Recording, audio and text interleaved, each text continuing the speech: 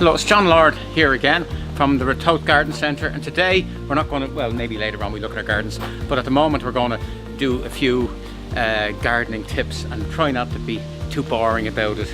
And we're just going to do cuttings first. And cutting is where you take a bit of a plant and you stick it in the ground and you get another plant, which is the very same as the plant it came from. We have a fuchsia here, fuchsia Riccartoni, and this is very same, from the very same batch. 3 were planted, 4 were planted, and there was some over. And look at the difference in growth. They were planted about a month ago. You can see how well they've grown. Now they're going to be in full. It's beginning of September. By mid-September they will be just packed with flowers, and they flower right through. Fuchsias have been very good this year. Now we're going to take a cutting. We'll take a cutting here. Just take a piece, and we'll go over to the cutting box, and we'll show you what I do. Now here we have our cutting box, and it's basically an oversized lunch box for an elephant. And what we did is we just put a bit of paint on the outside. We didn't want it to go green there, but you wouldn't have to do that. And we drilled holes underneath. Just a few holes drilled underneath so the water can get away, because you don't want it to swamp. And you don't put it in the full sun because it will bake. Put it in facing north, put it in the shade. Even for plants that like sun, you still root them in the shade, and then when they're rooted you put them into the sun, but you never root in the sun because it's a glass house. Now we'll open and have a look. It's just a mixture of peat and sand and no nutrients, because it doesn't really need nutrients. It's when you pot them on, when they get the roots, you put nutrients in. And this tree I did earlier, about a month ago. This is a hypericum, a golden leaf hypericum I found in the garden. I think it might be good.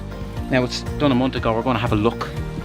See, have we got anywhere in a month? No, nothing yet. But it hasn't died. Yeah, just starting there, just a tiny start. Put it back again. See, I'm trying to show that everybody can do it. And don't worry, if it goes wrong, just do it again. Now here's a laurel. And we're going to take a cut. Take some of the leaves, maybe take the real soft leaves off here. Like that. And then cut the leaves in half. There we go. On the ground. And we'll try the fuchsia. Now fuchsias can be rooted in water as well, very easy. We take the very, very soft tip growth away. And the other thing about fuchsias, you can actually get big lumps of fuchsias and stick them in the ground in the winter, and they will root as well. There's lots of tips, and you don't even need these, because how did they grow plants in the olden days when they hadn't got this stuff? They obviously had some way of doing it.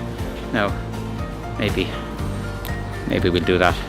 They'll root from there and they'll root from there, so we'll just stick that in the ground in the medium here. That's it. And then drop of water.